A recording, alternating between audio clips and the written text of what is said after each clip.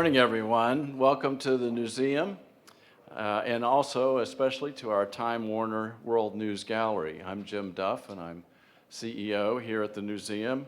This Saturday, May 3rd, marks World Press Freedom Day, and today we gather with the Freedom House, as we do every year at this time, to assess press freedom throughout the globe.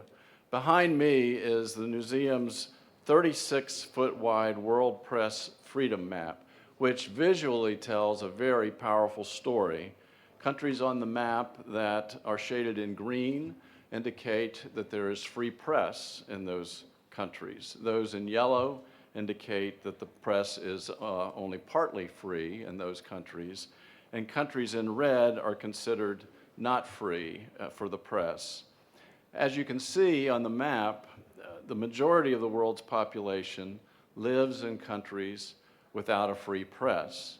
In fact, the percentage of the world's population that has access to a free press remained at its lowest point in more than a decade in 2013, with only 1 in 6 people living in a country where the press is truly free. The Newseum was built to increase public awareness and understanding about the importance and value of our First Amendment and the value of a free press. This gallery illustrates just how precarious press freedoms are in many countries in the world. We're so pleased to partner with Freedom House in this important mission, and I was very honored to be added to their board this year. I am also very honored to officially unveil the new updated map of world press freedom. I would also like to acknowledge this morning our dear friend and Newseum trustee emeritus, Betty Bow Lord, and her husband, Ambassador Winston Lord, for their very generous support for this annual program. I have the pleasure of introducing 2 people to you this morning. I'll start with the second one who will talk here today, Karen Karlikar, who is the project director of Freedom in the Press in 2014. Karen has led this project for more than a decade. And it's also my very great pleasure to introduce now Representative Adam Schiff. Adam and I have worked together in years past. He's done wonderful work in the Congress. We worked on judiciary matters when I had played a role with the administrative office of the courts. He did wonderful work in that regard, and he's doing even finer work in his role here today. In 2006, Congressman Schiff co-founded the Congressional Caucus for Freedom of the Press, which aims to advance press freedom around the world by creating a forum to combat and condemn media censorship and the persecution of journalists around the world. Please join me this morning in welcoming Congressman Schiff.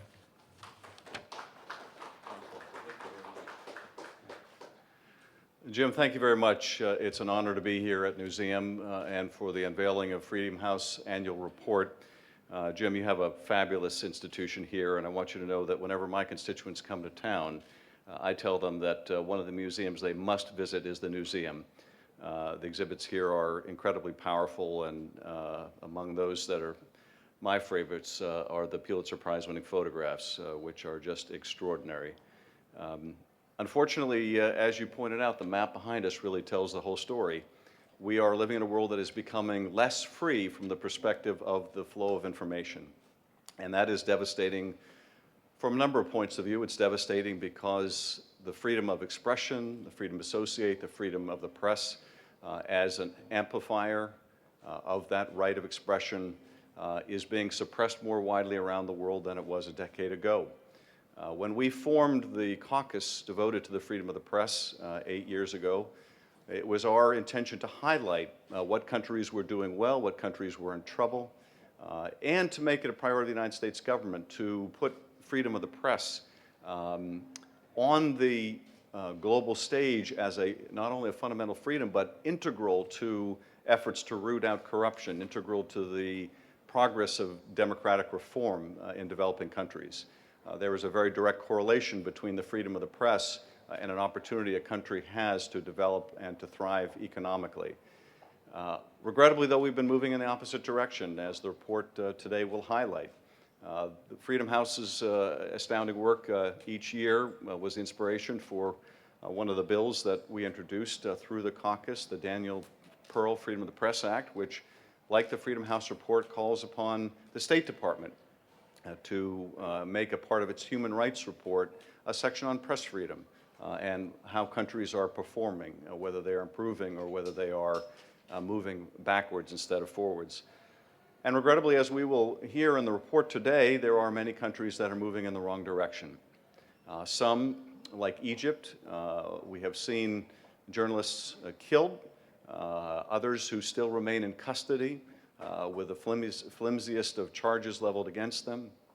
Yet other countries are making attacks on new media, countries like Vietnam, which are going after bloggers who write things that are considered critical of the government. And still other countries, we are seeing attacks on whole social media platforms. In Turkey, for example, with efforts to shut down Twitter and YouTube. Still in other countries like Russia, we see efforts to require a registration or greater scrutiny of anyone who has a blog with more than 3,000 people. Or the jailing of journalists in places like Ethiopia, continuing problems in Eritrea, in Cuba, in China. The list, unfortunately, goes on and on and on. So we come today to shine a spotlight on those countries that are moving in the wrong direction, and also to shine a spotlight on some of the heroic people around the world who risk their lives in the interest of telling the truth and bringing about transparency to the people in their home countries. Some of the bravest people I've met are journalists.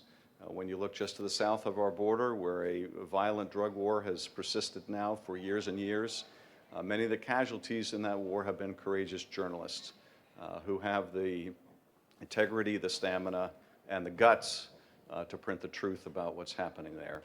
So part of, I think, recognizing the challenges for the press around the world is saluting those journalists on the front lines. Very proud to be here. Once again, I want to thank Newseum for being our host and Freedom House for their extraordinary work. And with that, it's my pleasure to introduce Karen. Karen.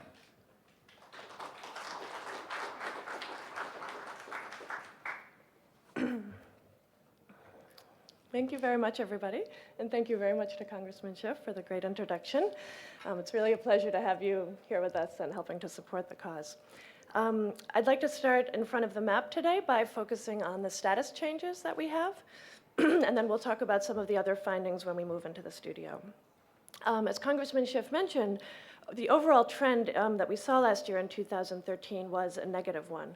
We saw that global press freedom fell to its lowest level in a decade, and that currently only 14% of the world's population live in free media environments, while the vast majority live in countries that we rate as partly free or not free.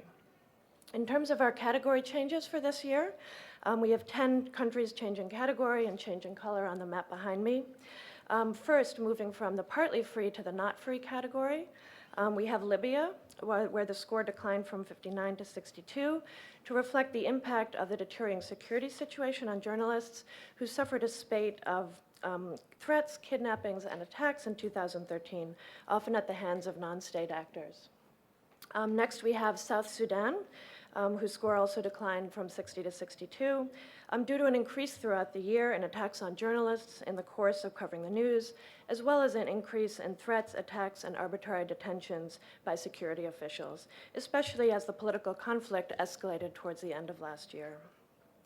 Next, we have Turkey, whose score also declined significantly from 56 to 62 points. It was one of the largest declines that we saw last year. The press freedom climate in Turkey deteriorated sharply as journalists were harassed and assaulted while attempting to cover the Gezi Park protests that broke out in Istanbul in May. Dozens were then fired or forced to resign during the year in response to either their sympathetic coverage of those protests or other sensitive issues such as negotiations between the government and the Kurdistan Workers' Party, or the corruption scandals involving Prime Minister Erdogan and his associates that emerged towards the end of last year. Turkey also remained the world's leading jailer of journalists in 2013, which is a very worrying statistic in what's otherwise a fairly democratic environment. The next country we have is Ukraine, that also declined to not free last year due to a dramatic increase in harassment and violence against journalists. including cases of reporters being specifically targeted by the police and hired thugs as they covered the Euromaidan protests that began in November. Prior to the protests, there were also controversial changes at ownership at key media outlets such as TVI that prompted the departure of leading journalists. And finally, moving to not free this year is Zambia, which also declined 1 point, but into the not free category due to the government's increased harassment of independent and critical news outlets and journalists, the blocking of critical websites, and politicized decisions to deny nationwide broadcasting licenses to certain radio stations. Also, a negative shift that we saw last year was in the Pacific. The island of Nauru declined from the free to partly free category due to the government's efforts to restrict coverage of political events, including national elections, as well as the imposition of a prohibitive $8,000 entry visa fee for media professionals, which stands to restrict foreign press coverage of a controversial detention center for asylum seekers to Australia. So that's the bad news. Next, the good news in terms of the status changes. We have 3 countries that improved last year from not free to partly free. First, we have Algeria, which basically improved due to the licensing of 3 private television stations, which ended the government's monopoly on domestic broadcast media, as well as fewer physical attacks and legal cases against journalists. In Africa, we have Cote d'Ivoire, whose score also improved due to continued openings in the legal and political environment under the government of Alassane Ouattara.